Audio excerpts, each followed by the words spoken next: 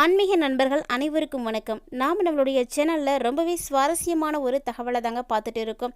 அதாவது மே மாதம் 1ஆம் தேதி பிறக்க இருக்கக்கூடிய குரு பெயர்ச்சியை பற்றிய சுவாரஸ்யமான விஷயங்களையும் ஒவ்வொரு ராசிக்காரர்களுடைய வாழ்க்கையிலும் அடையக்கூடிய மாற்றங்களை பற்றியும் தாங்க தெளிவாக பார்த்துட்டு இருக்கோம். அந்த வகையில் இந்த பதிவில் பார்க்கக்கூடிய ராசி மிதுனம் ராசி.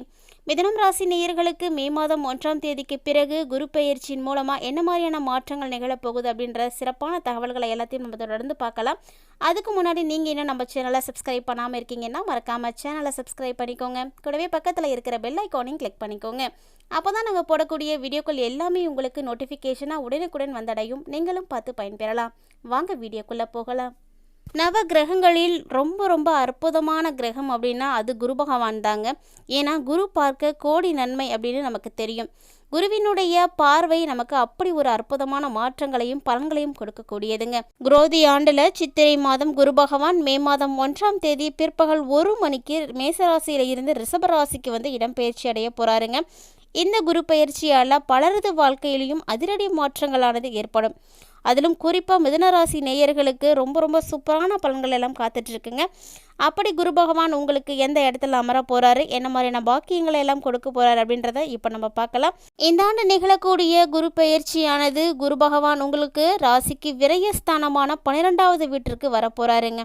குரு மிதுன ராசிக்காரர்களுக்கு ஓராண்டுக்கு சுப விரயங்களை எல்லாம் ஏற்படுத்தி கொடுப்பாரு. கண்டிப்பாக நிறைய வருமானம் உங்களுக்கு ஏற்படும். நிறைய வருமானங்கள் வந்தாலுமே கூட அதற்கு ஏற்ப சுப விரய செலவுகளும் அதிகரிக்கும். வீடு கட்டக்கூடிய யோகமானது கைகூடி வருங்க. மனதில் மகிழ்ச்சியானது அதிகரிக்கும். வண்டி வாகனங்கள் போன்றவையெல்லாம் வாங்கலாம். பணத்தை சேமிக்கணும் அப்படின்னு நீங்கள் முயற்சி செய்கிறீங்க அப்படின்னா மட்டும் கண்டிப்பாக முடியாதுங்க. ஏன்னா மருத்துவ செலவுகள் ஏற்படுவதற்கான வாய்ப்பு இருக்குது. கணவன் மனைவியினுடைய உறவில் விரிசல் ஏற்படாமல் இருக்கிறதுக்கு மௌனம் அப்படிங்கிறது ரொம்ப முக்கியமானது. வாய்ப்பு கிடைக்கும் போதெல்லாம் ஒருவருக்கொருவர் விட்டு கொடுத்தும் அனுசரித்தும் புரிந்து கொண்டும் வாழ்வதால் நிறைய பிரச்சனைகளை வந்து தவிர்க்க முடியும். குரு பகவான் 12வது வீட்டில் இருப்பதால் உங்களுக்கு பண முதலீடுகள் எல்லாம் கவனம் கண்டிப்பாக இருக்கணுங்க. அதாவது எந்த ஒரு விஷயத்திற்காகவும் அகலக்கால் மட்டும் வைக்காதீங்க. அது உங்களுக்கு பெரிய பிரச்சனைகளை எல்லாம் உண்டு பண்ணி கொடுக்குங்க. தொழில் வியாபாரத்தை பொறுத்த வரைக்கும் எப்படியாவது நீங்கள் ஏதாவது ஒரு தொழிலில் முதலீடு செய்யணும் அப்படின்னு ஆசைப்படுவீங்க. ஆனாலுமே கூட அப்படி செய்யக்கூடிய முதலீடுகள் எல்லாம் கொஞ்சம் கவனம் எடுத்துக்கோங்க. ஒரு முறைக்கு இருமுறை யோசித்து நீங்கள் முடிவு செய்வது உங்களுக்கு ரொம்ப நல்ல பலன்களை எல்லாம் பெற்றுக் கொடுக்கும். பணத்தை சேமிக்க முயற்சி செய்யக்கூடிய அந்த நேரத்தில் அதிகமாக ஆசைப்பட்டு தேவையில்லாமல் எதிலும் பணத்தை செலுத்தி நீங்கள் ஏமாந்துடாதீங்க. ரொம்பவே கவனமாக இருக்க வேண்டும். குருவினுடைய பயணமானது உங்களுக்கு சரியான இடத்துல அமராவிட்டாலுமே கூட குருவினுடைய பார்வை பார்த்திங்கன்னா உங்களுக்கு ரொம்பவே அட்டகாசமான இடத்துல தாங்க அமைஞ்சிருக்கு. ஏன்னா குரு பகவான் பார்வை உங்களுடைய ராசிக்கு 4, 6, 8ஆம் வீடுகள் மீது விழுது. இதனால் கண்டிப்பாக நீங்கள் வீடு வாங்கலாமானா வாங்கலாம். அதற்கான நேரம் வந்துடுச்சு அப்படின்னு தான் சொல்லணும். இது வரைக்குமே வீடு வாங்கிறதுக்கு முயற்சி செய்தாலுமே கூட நிறைய தடைகள் வந்தது அப்படின்னாலுமே இனி வராது. குரு பெயர்ச்சிக்கு பிறகு நீங்கள் இந்த முயற்சிகளை தாராளமாக செய்யலாம். குரோதி ஆண்டில் நிறைய வருமானங்களானது உங்களுக்கு கிடைக்குங்க. குறிப்பாக உங்கள் அம்மாவினுடைய உடல் ஆரோக்கியம் அப்படிங்கிறது ரொம்ப சூப்பராக இருக்கும். நோய்களானது நீங்கி மருத்துவ செலவுகளானது குறையும். அம்மாவளி உறவினர்களால் உங்களுக்கு வருமானம் கூட வந்து சேருங்க. சுகஸ்தானத்தை குரு பகவான் பார்க்கறதுனால மனதுக்கு பிடித்தமான சுகமான சம்பவங்கள் அனைத்தும் இனிதே நடைபெறும். மேலும் குருவினுடைய பார்வை 6வது வீட்டின் மீது விழறதுனால நோய்களானது நீங்கி போகும். மேலும் எதிரிகளுடைய பிரச்சனைகளானது நீங்கும். பழைய கடன்கள் ஏதாவது இருக்குன்னா அதை எல்லாமே நீங்கள் அடைச்சிடுவீங்க. புதிய கடன்களை வாங்கக்கூடிய சூழ்நிலைகளும் உங்களுக்கு ஏற்படும். பல நாட்களாக வாட்டி எடுத்து வந்த நோய்கள் கூட உங்களை விட்டு தற்போது நீங்கி போகுங்க. 6ஆம் பாவம் உத்தியோகஸ்தானத்திற்கு 9ஆம் பாவமாவதால் செய்யக்கூடிய வேலையில் மாற்றங்கள், முன்னேற்றங்கள், ஊதிய உயர்வு போன்றவையெல்லாம் உங்களை தேடி வரும். இதுவரைக்கும் இருந்து வந்த மருந்து, மாத்திரை, மருத்துவமனை செலவுகள் கூட தற்போது விலகலாம். கடனாக கொடுத்த பணம் கூட உங்களுக்கு கைக்கு திரும்பி வந்து சேரும். மேலும் 8ஆம் வீட்டை குரு பகவான் பார்க்கறதுனால கணவன் மனைவி உறவு ரொம்ப மகிழ்ச்சிகரமாக இருக்குங்க.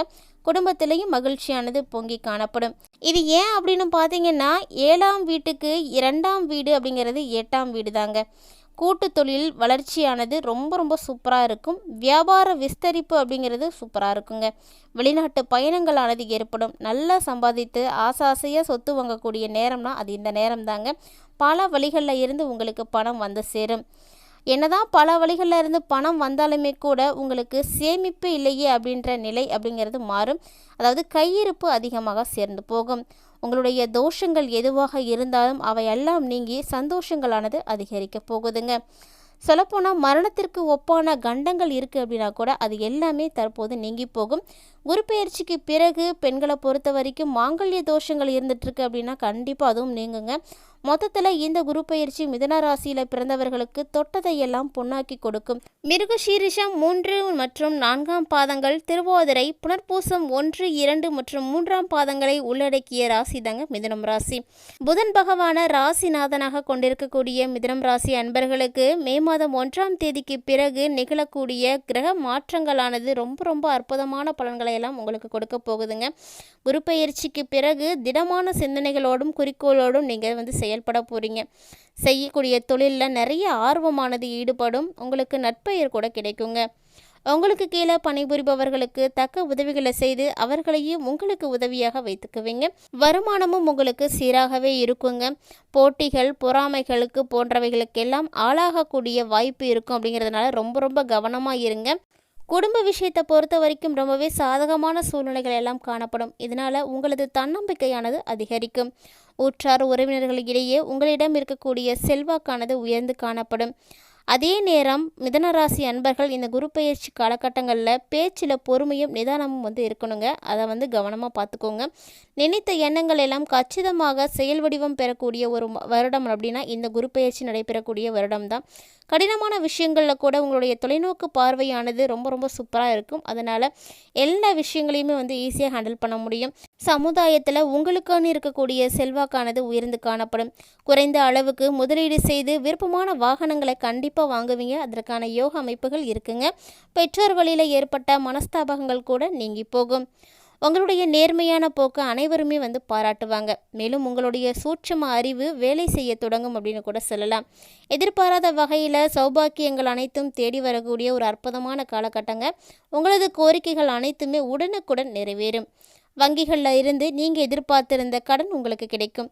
நெடுநாட்களாக கிடப்பில் போடப்பட்டிருந்த எந்த ஒரு விஷயமா இருந்தாலும் கண்டிப்பாக அரசாங்கத்தால் ரொம்ப ரொம்ப சீக்கிரமாக பரிசீலிக்கப்படும். இதனால் உங்களுக்கு சலுகைகள் கிடைக்கும். மனதிற்கு இனிய பயணங்களும் உங்களுக்கு ஏற்படும். அரசியல்வாதிகளை பொறுத்த வரைக்கும் வெற்றிகள் பெறுவதில் ஒரு சில சிரமங்களானது ஏற்படலாம். அதனால் உங்களுடைய திட்டங்களை பொறுமையாக செயல்படுத்துங்க. அதே நேரத்தில் தொண்டர்களுடைய ஆதரவு அப்படிங்கிறது உங்களுக்கும் நன்றாகவே இருக்குங்க. சில சமயங்களில் உங்களுடைய கருத்துக்கள் தவறாக புரிந்து கொள்ளலாம். அதனால் யாரிடமும் மனம் திறந்து பேசுறதை தவிர்த்துக்கோங்க. அதே நேரம் கலைத்துறையில் இருக்கக்கூடியவர்களுக்கு வெற்றி மேலே வெற்றியானது சேரும். புதிய ஒப்பந்தங்களை செய்து நல்ல வருமானத்தை பார்ப்பீங்க.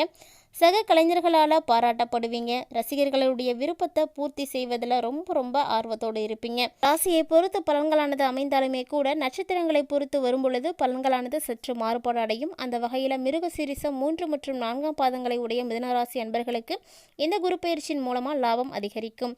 பணியாட்களுடைய ஒத்துழைப்பு உங்களுக்கு கிடைக்குங்க. சுக்கிரனுடைய சஞ்சாரத்தால் உங்களுடைய இலக்கிய துறைகளில் இருக்கிறீங்க அப்படின்னா புகழ் கிடைக்கும்.